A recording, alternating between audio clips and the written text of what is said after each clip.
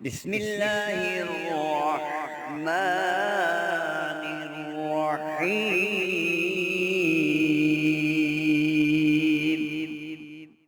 نحمده ونصلي على رسوله الكريم، اما بعد فاعوذ بالله من الشيطان الرجيم، بسم الله الرحمن الرحيم۔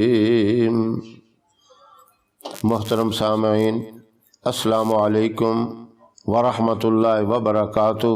کچھ ایسے مسائل ہیں جن کی ہمیں دن رات یعنی 24 گھنٹے ضرورت پڑتی ہے۔ ایسے مسائل کا سیکھنا فرض ہے۔ ہر بندہ عالم مفتی تو نہیں بن سکتا، لیکن جو ضروریات کے مطابق مسائل ہیں ان کا سیکھنا فرض ہے۔ بچوں کو سکھانا، اور کچھ بڑے بھی لا علمی کی وجہ سے بہت سی ایسی چیزیں جو بہت ضروری ہیں ان کو نہیں جانتے، اور بیچارے وہ شرم کے مارے کسی سے پھر پوچھتے بھی نہیں ہیں۔ پہلی بات تو یہ ہے کہ دین کے معاملے میں بالکل شرم نہیں ہونی چاہیے۔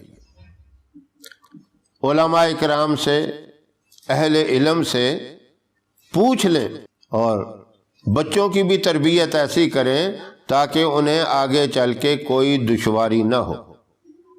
اب ایک چھوٹا سا عمل ہے جو غسل کا ہے۔ غسل کے بارے میں کئی لوگ پوچھتے ہیں کہ یہ کس طریقے سے ہونا چاہیے، فرض غسل کون سا ہے، سنت غسل کون سا ہے۔ یہ بات تو مختصر ہے۔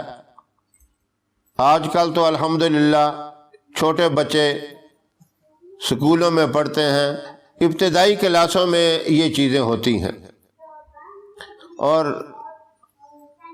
مشکل یہ بات ہے ہمارے لیے، پریشان کن یہ بات ہے کہ اس طرح کی باتیں کوئی خاص توجہ سے پڑھائی نہیں جاتی، کوئی اہمیت نہیں دی جاتی ان باتوں کو، بس فرضی طور پر بیچ میں سے گزر جاتے ہیں، اور باتیں بھی سر سے ہی گزر جاتی ہیں، بس پڑھنے کی حد تک ہوتا، آگے پھر کچھ نہیں پتہ ہوتا۔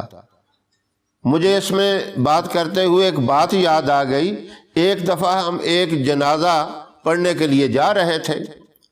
اب راستے میں جاتے ہوئے ایک آدمی نے مجھ سے پوچھ لیا، مولانا صاحب یہ جنازے کے اندر امام صاحب نے ہی سب کچھ پڑھنا ہوتا ہے یا ہمیں بھی کچھ پڑھنا پڑتا ہے؟ اب میں تو بڑا پریشان ہو گیا اس کی بات سن کے۔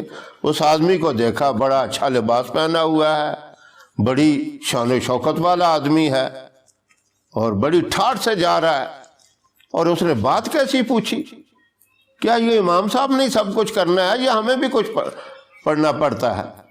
آپ غور کریں۔ اب جس کو یہ بھی نہیں پتا، نماز جنازہ کا بھی نہیں پتا، وہ تو اگر اپنا کوئی فوت ہو جائے، باپ فوت ہو جائے تو اس کے ساتھ بڑا دھوکا، بیٹا فوت ہو گیا باپ کو پتہ نہیں ہے تو یہ بڑا دھوکا اس کے ساتھ۔ کیا ویسے ہی کھڑا ہو کے آ جائے گا؟ اس کے لیے جنازہ کی دعا نہیں پڑے گا؟ تو اس طرح کی باتیں ہیں۔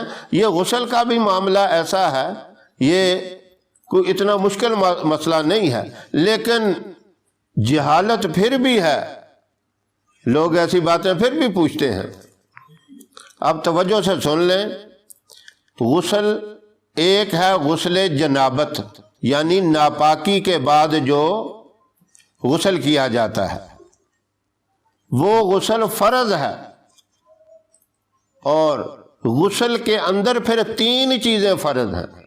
ایک تو بذات خود ہے، ناپاکی کی حالت میں جو آپ نے غسل کرنا ہے، بندہ ناپاک ہو جائے، پہلی بات تو یہ ہے کہ اس میں تاخیر نہ کرے، جلدی غسل کر لے۔ اور اس میں 3 چیزیں فرض ہیں۔ سب سے پہلی چیز ہے کہ غرارہ کرنا، ایک ہوتی ہے کلی کرنی، اور ایک ہے غرارہ، منہ میں پانی ڈال کر ایسے سر نیچے کر کے غرارہ کیا جائے تاکہ حلق تک پانی پہنچ جائے۔ 3 مرتبہ یہ غرارہ کریں۔ فرض تو ادا ہو جائے گا ایک دفعہ کرنے سے بھی، لیکن سنت یہ ہے کہ اس فرض کو پورا کرنے کے لیے 3 مرتبہ غرارہ کرے، اور پھر اسی طرح 3 مرتبہ اس طرح چلو میں پانی ڈال کر ناک میں پانی ڈالیں، ناک میں اس طرح پانی ڈالیں کہ نرم ہڈی تک، یہاں تک پانی پہنچ جائے، اور اتنا زور بھی نہ لگائیں کہ دماغ کو چڑھ جائے، وہیں چھینکے مارتے رہیں، بیٹھے رہیں۔ بڑی احتیاط سے اس نرم ہڈی تک پانی پہنچانا ہے، اور یہ عمل بھی 3 دفعہ کرنا ہے، اور پھر اس کے بعد پورے جسم پر اس طریقے سے پانی بہائیں کہ ایک بال برابر جگہ خشک نہ ہو۔ یہ ہے غسل کا مکمل طریقہ۔